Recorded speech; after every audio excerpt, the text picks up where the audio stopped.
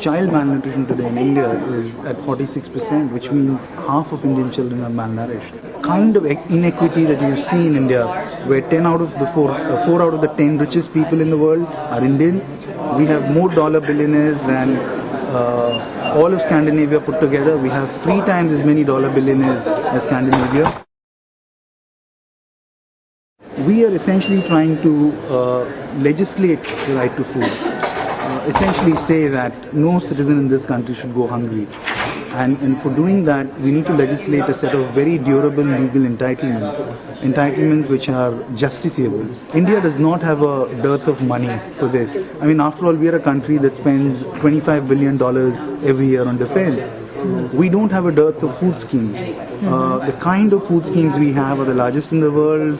They cover every segment of the population. But we have a problem in terms of implementation. As with the right to information, there was a lot of initial skepticism, and there was a lot of initial skepticism with the National Rural Employment Guarantee Act, as you would well know.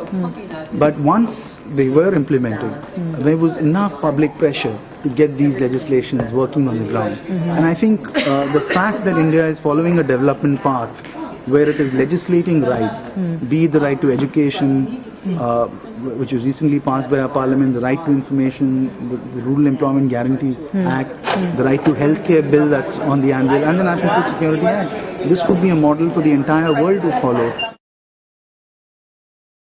I think, firstly, I think they're very worried because the level of inequity that we have now is already getting reflected in the increased violence in the country, in different contexts, in different ways.